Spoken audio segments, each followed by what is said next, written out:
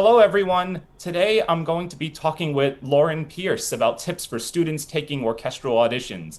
Lauren is both a passionate performer and dedicated educator. She's given master classes and residencies at the Curtis Institute of Music, NYU, Stony Brook, and University of North Texas. She's been featured in Classic FM, The Strad, and The Entrepreneurial Musician.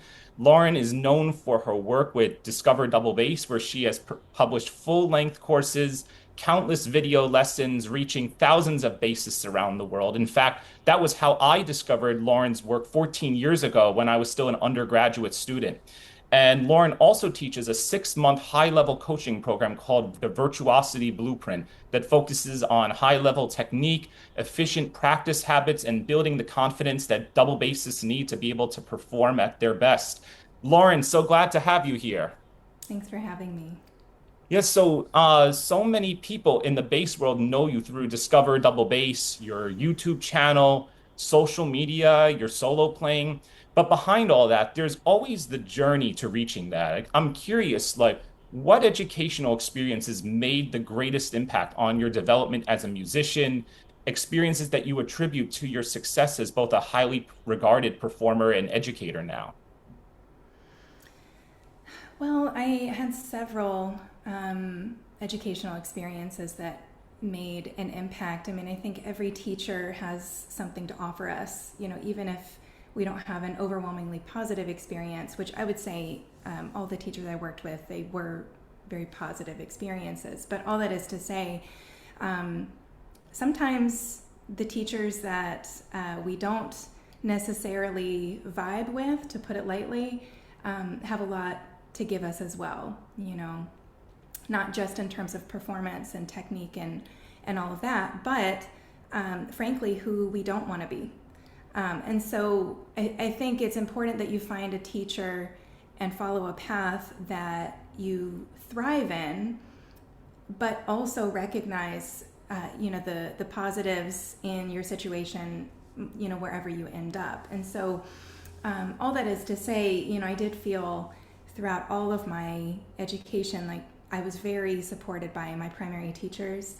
I would say the teacher that had the most impact on me was Jeff Bradetich, who I worked with at University of North Texas. And he was sort of my grand teacher to start, because my teacher at University of South Carolina, where I went for my undergrad, was a Bradetich student. And so I went to study with him for a couple summers for his lead soloist program, and then it was sort of a logical path to work with him at North Texas. And he's such a dynamic person. He is a complex performer in that he has a lot of range and a lot to offer, and I don't know if he's ever written himself off from something, and that's very inspiring to me. And as an educator, I really learned so much from him. I think there are these sort of two, very broadly speaking, two types of teachers. There's the pedagogue that is very, very focused on the methods and, mythology, for lack of a better way of putting it. Methodology, I should say, not the mythology. But then there's the artist teacher that sort of teaches by example.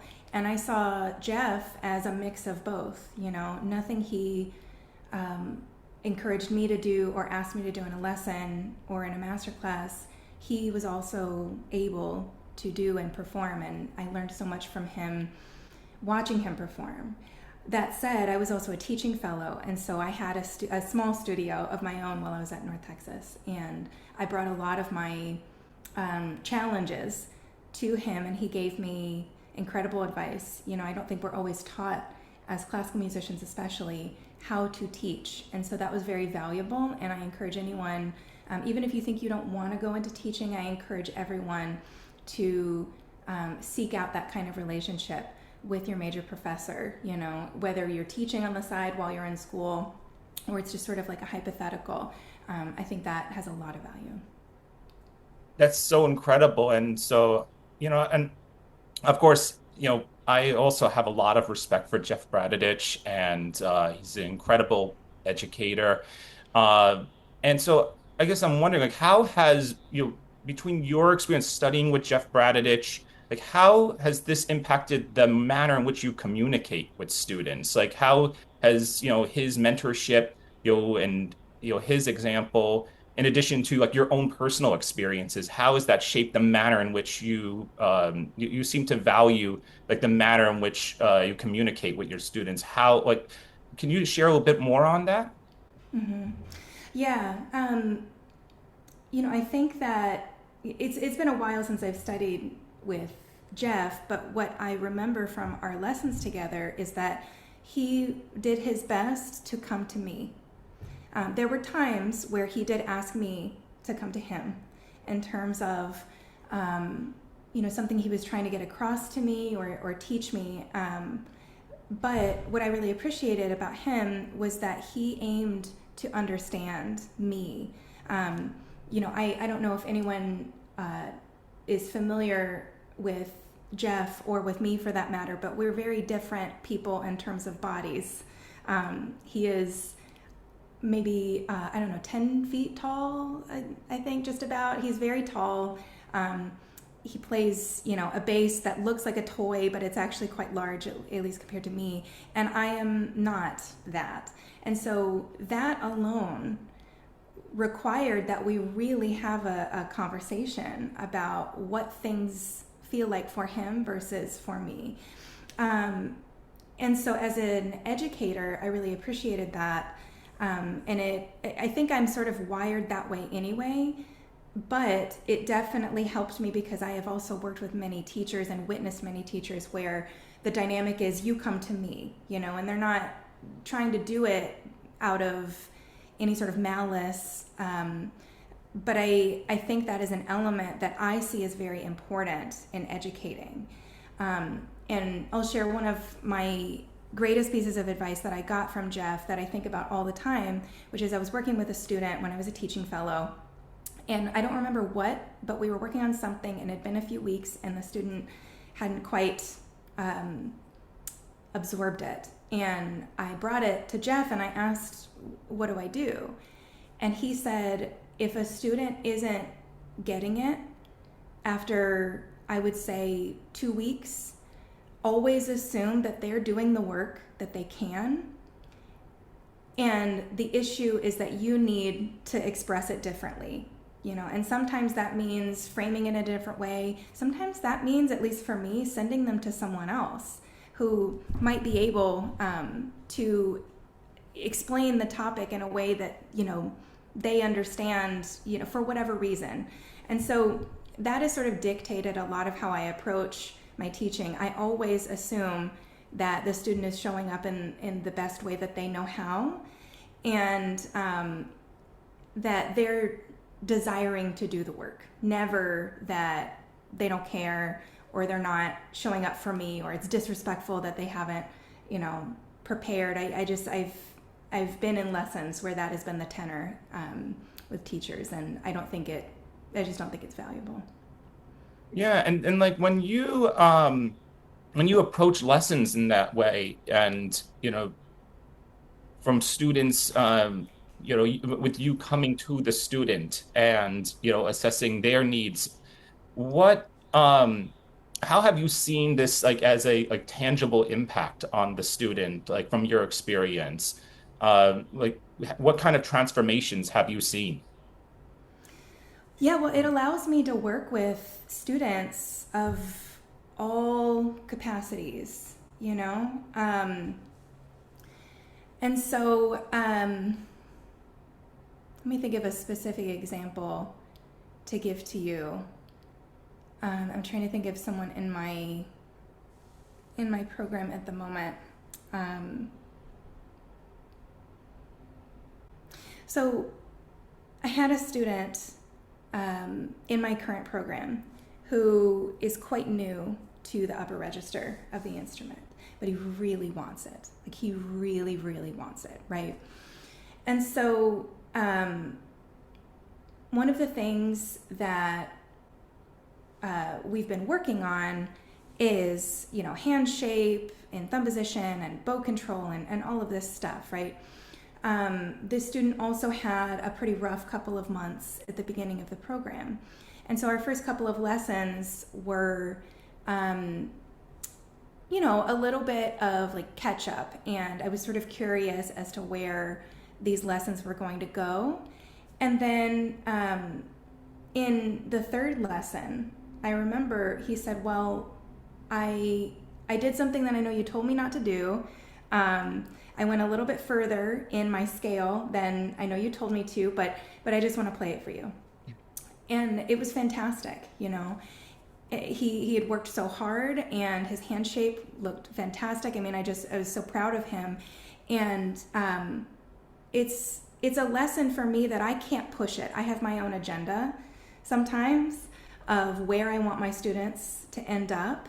And that's such a dangerous place to be in because that's not for me to say, that's not for me to dictate. I can guide, but once I hold on to the result, that's really dangerous for them and for me because they feel like there's an expectation there, and I feel like there's an expectation there, and when it's not met, there's this dynamic, right? And so allowing my student to explore when he was able to and on his own terms, and again, he wasn't not exploring because he didn't want to. He had gone through some stuff, and so it was very much like I need to come to this student and allow them to flourish on the timeline that works for them. Yeah. So, even from my own experience, I oftentimes will have, a student who comes to me and, uh, for example, I'm thinking of this one particular student that I've worked with, and when he first came, it was a little bit rough at the beginning, only because of the fact that his prior instruction that he had, um, they weren't, like you said, they weren't meeting his needs because of the fact that, you know, it seemed like there was so much of a focus on just, learning the music, learning this piece that, they didn't set, this particular teacher didn't show like even just the fundamentals of playing the Mm-hmm. instrument for that particular student. And so what ended up happening is like over time, the student got more and more, discouraged by the instrument. And so at that point, his parents had reached out to me and had said, like, look, my son has become very discouraged with bass, but we really want him to, enjoy the instrument again. Can you take him on as a student? And so I remember, working with him initially, and I just spent the time patiently, working out and helping him to learn the fundamentals of even just how to hold the instrument again. Mm-hmm. Even though he had been playing for 3, 4 years, but just going back to the basic principles of the instrument before we, even started looking at like solo rep and things like that. Because Mm-hmm. I wanted him to regain confidence with being able to handle the instrument, be able to see that even with small incremental goals, that he was making progress, and that was enough evidence for him to move on to the next steps. And now he's ready to audition for his local district orchestra. And Mm-hmm. I, from what I could see, there's a very good chance that he could make it into the festival. Mm-hmm. But so many high school and conservatory age bassists follow my channel, as well as their families. Like, what is the biggest piece of advice you want to share to all the young people out there trying to get into their dream youth orchestra, summer festival, or a music college?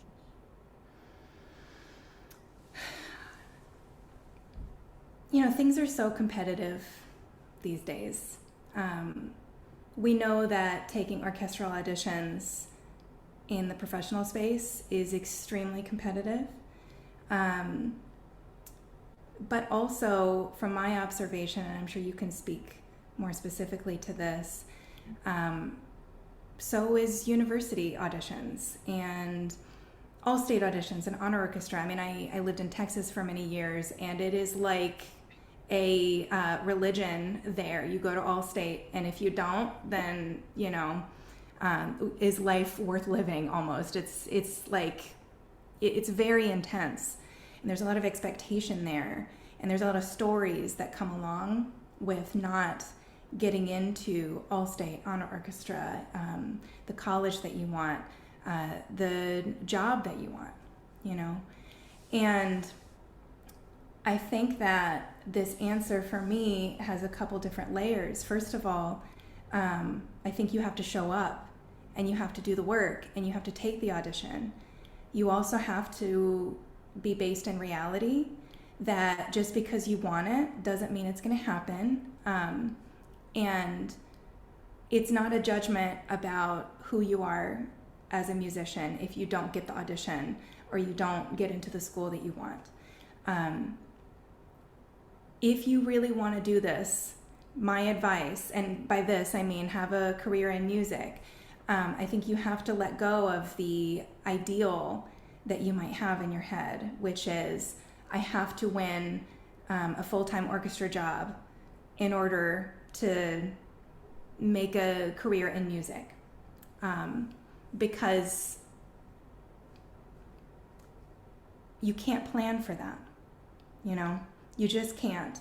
And so I think that everyone needs to, and it does not have to happen now, but at some point, figure out what else do I have to offer that can allow me to stay in this career in music, that isn't this very specific result that I have a chokehold on, you know? And I also think it's important to recognize the impact of privilege on people's results. It might not be that you didn't get in because you didn't play a fantastic audition. You might have played an absolutely fantastic audition. It might be that, say, for a summer festival or for a college, you were up against someone who had the time and the means to develop a deep relationship with the teachers at the school, and that was not available to you for whatever reason. Or that if you're taking an audition for an orchestra, you might be up against, I mean, you're going to be up against a lot of people, so only one person can get the job, right? If they even hire someone. But you might be up against several people who have the financial means to not work a job and take a year or a couple years to only focus on auditions. That is privilege. And I don't say that to discourage anyone. I just say that to almost like ground us that this is the reality. And, you know, there are things that you can do that don't involve this one specific result, whether that's the college that you want to get into, your dream school, or, you know, the orchestra that you want to win the job for, that will allow you to stay in this career path. And I just think when we hold the results so tightly, everyone gets nervous because we know how competitive it is. So if the result is the only thing that matters and the result is so specific, you know, it's going to lead to a life of turmoil, unless you are one of the very, very, very, very, very, very, very lucky few who win an audition on their second try, right? Yeah, and you know, I'm so glad you're talking about all these things. And I know that even on my channel, I also talk about, you know, some of the you know, aspects regarding, you know, privilege, opportunity as well. I'm glad that we're having an open conversation about these things because it's something that doesn't get talked about enough historically. But I'm happy that there's been more of a focus on, you know, sharing. Like we should be able to have an honest conversation about these things. Mm-hmm. And I think in the end, like having those conversations actually is very helpful for the people out there because um, not only do they get a better understanding of the musical ecosystem that's out there, but it makes them plan in a little bit more of a realistic way. You know, for example, I always I shared a recent video in which they got a lot of attention about should we spend, you know, $300,000 and go into debt. No, not about 300 that, but should we go into debt, you know, for conservatory, for example? Like how much is too much?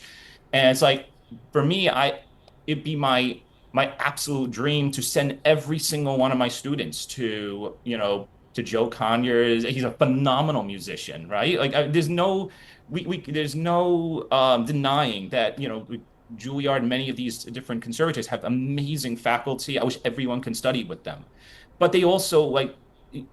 We cannot be saved from 300,000 in debt, though. Yes. That's a monstrous amount of money to incur, and like starting salaries for a lot of the even the big orchestras, start in like the 120s, thousands, like that, that range. So it's still in these high cost cities, it's a very difficult career to sustain if, certain decisions are made. And so, yes, I'm really glad that, we're talking about that. Um, the other thing is that, when it comes to the competition, out there, like we were mentioning for Texas and various all-state festivals and the type of, competition for youth orchestra summer festivals, um, I find that many of the most successful students detach from the actual result itself and really focus more on learning the instrument in depth, the putting more of their energy into the learning process and really taking the time to enjoy the experience of learning the instrument, really Mm-hmm. taking the time to explore, ask questions about the music that they're playing. And um, even though they're not directly thinking, okay, I'm going for this orchestra, I need to get here. But it also opens their mind to like many opportunities. They're not like, so, I remember when I was a kid, I was so set on, I got to make the BSO. But now, like, I realize, hey, not only is there the BSO, there's other orchestras out there. There's many other playing opportunities. There's other cities out there. There's a whole world to explore. I just, came back last November from like Hong Kong and mainland China. It was such an incredible experience to go out there, and there's a whole world out there. There's so much opportunities nowadays. We're in 2026 now. Mm-hmm. And there are so many more things that you can do and that you can give as a musician that don't involve playing in an orchestra. And I understand if that's what you want to do, I get that. But I think part of being a musician, and specifically because we're just talking about classical music, is you do have to show up and do the work. You also have to surrender to the result. If the world and the universe, depending on what you believe in, is pushing you in this direction, but you want to stay here, you're just going to have struggle. And I'm not saying that you shouldn't continue to take auditions, but understand that there is a life beyond this one specific result. Like you were saying, there's life beyond the BSO, believe it or not. There is also life beyond being a full-time orchestral musician. There are so many things that we can do. And I think, when I talk to parents and young students as well, their focus is very much on financial security, Um, I say this with love, maybe pick a different career, if that is the number one thing that is important to you.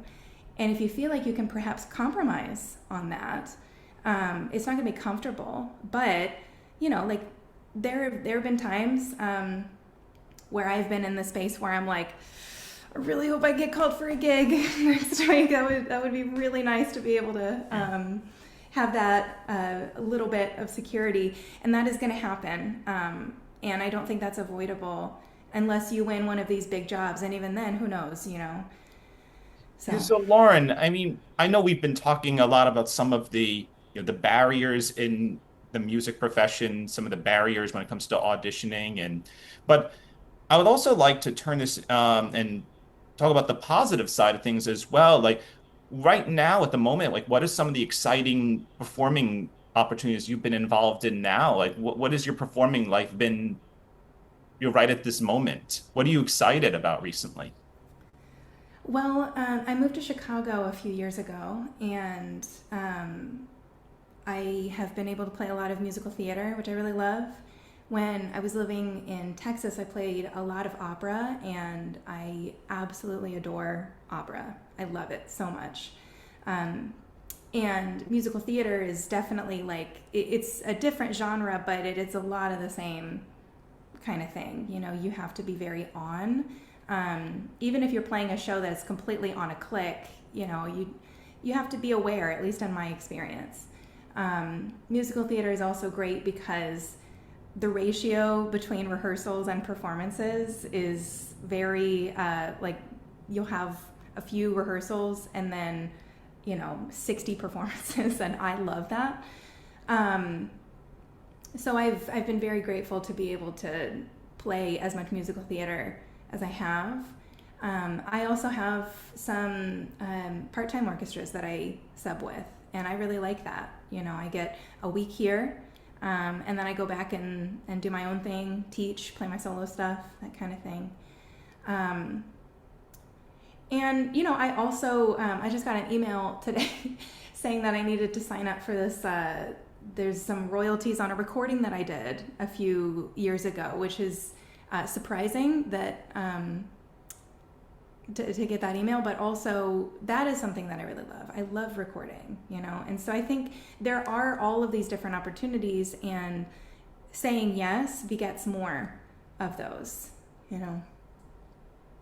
Amazing. Lauren, you have a very vibrant career. Your students are really lucky to study with you being in your community. As we wrap up our time, like where can my audience go to find you? You can go to my website, laurenpiercebass.com. I have a lot of method books and sheet music editions listed there. You can also go to my YouTube channel, which is Lauren Pierce Bass as well. And then also follow me on Instagram, Basically Fabulous, with 2 S's in the first word. And yeah, that's where I spend most of my time. Amazing. Thank you so much, Lauren. Thank you for your time and everything. Thanks for having me.